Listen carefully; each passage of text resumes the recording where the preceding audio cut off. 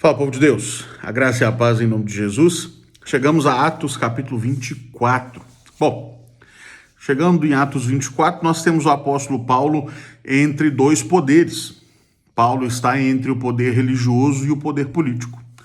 Entre o poder religioso, representado pelos judeus, e poder este extremamente hostil ao apóstolo Paulo, e o poder político representado por Roma.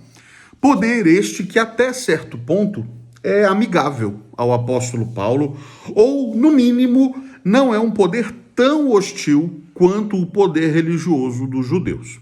Bem, o texto começa nos informando acerca da acusação que os judeus levantam contra Paulo. E para isso, Ananias, o sumo sacerdote, contratou um orador profissional a fim de representar os judeus diante de Félix, o governador. E esse representante, esse orador, é um homem chamado Tértulo. Diz o texto sagrado que Tértulo inicia o seu discurso rasgando elogios ao governador, tentando fazer com que este se tornasse benevolente à sua causa, evidentemente, e então, finalmente acusa Paulo de pelo menos 3 coisas. E um autor resume da seguinte maneira: Tértulo traz acusações contra Paulo de tumulto, promoção de seita e sacrilégio, profanação do templo. Além disso, o mesmo autor diz que as acusações contra Paulo são de ordem pessoal, de ordem política e de ordem religiosa. Assim, Tértulo procura acusar Paulo buscando fechar todas as brechas, de modo que, de alguma maneira, Paulo seja acusado e condenado. A ideia aqui é que não haja meios para que Paulo escape de todas aquelas acusações. Ele é acusado tanto de ser anti-judeu quanto de ser anti-romano e, no fim das contas, de ser uma péssima pessoa. Bem, o texto segue e nos mostra o apóstolo agora apresentando sua defesa. Diferente do que faz Tértulo, Paulo não procura rasgar elogios infundados e superficiais a Félix. Ele se apresenta cordialmente, como lhe é de costume, e então, após sua saudação introdutória, apresenta sua defesa. E Paulo, nessa defesa, procura mostrar basicamente que ele não é um perturbador da paz, como vinham mostrando, ele não é um promotor de uma seita, prova que o caminho não é uma seita. Ele diz no verso 14: confesso-te que, segundo o caminho a que chamam seita, assim eu sirvo ao Deus de nossos pais. Paulo está dizendo, não é algo novo. O que nós estamos vivendo é aquilo que os nossos pais criam, pregavam, esperavam, anelavam ansiosamente. Aquilo que nós temos seguido na verdade da fé, na verdade do evangelho, é aquilo que nossos pais ouviram dos profetas. É aquilo que nossos pais ouviram das mensagens que lhes foram proclamadas desde os tempos antigos. Portanto, Paulo se defende mostrando, eu não sou um perturbador da paz, eu não estou promovendo uma seita e eu não profanei o templo. Ele mostra claramente que, depois de anos, ele veio trazer esmolas à sua nação e fazer as suas oferendas.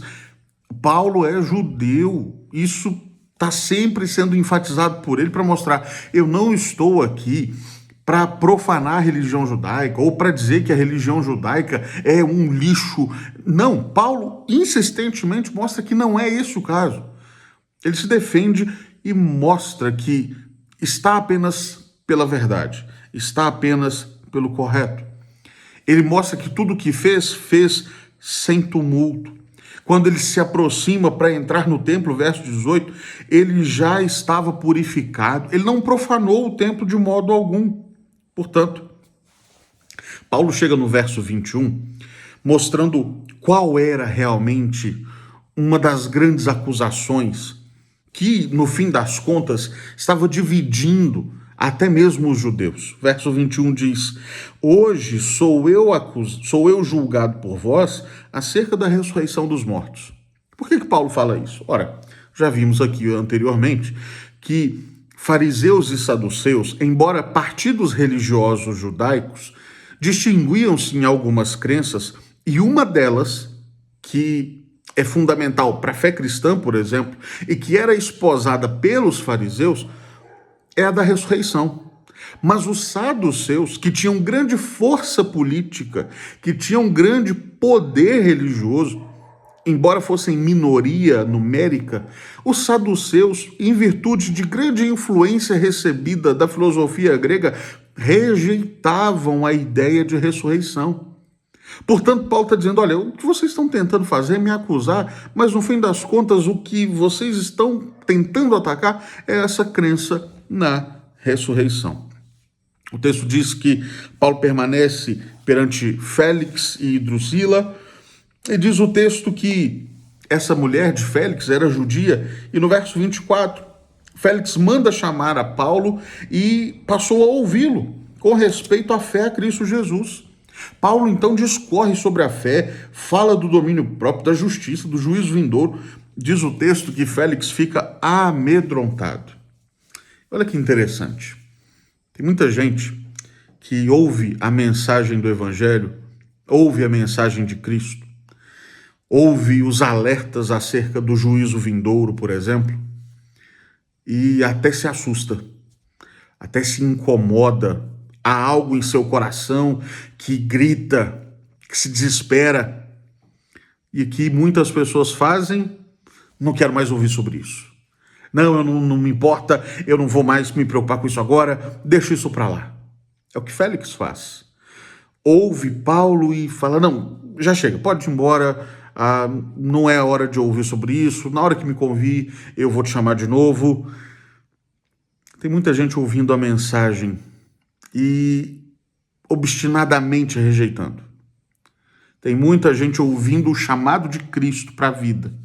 Muita gente ouvindo os alertas de Cristo quanto ao porvir e dando de ombros, ainda que haja medo em seu coração.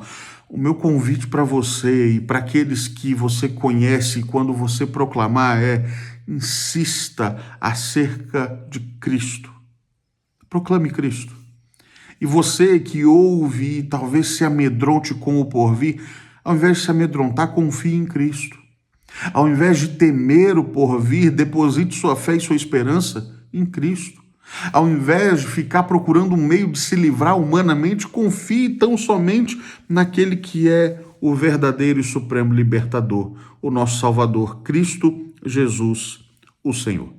Bom, Atos 24 se encerra aqui. Amanhã, com a graça de Deus, na sequência, veremos Atos capítulo 25, e aí vemos essa crescente no julgamento do apóstolo. Começa apenas entre os religiosos, já vai para o governador, e diz o texto que Paulo finalmente apelará para César. E é isso que veremos no capítulo 25.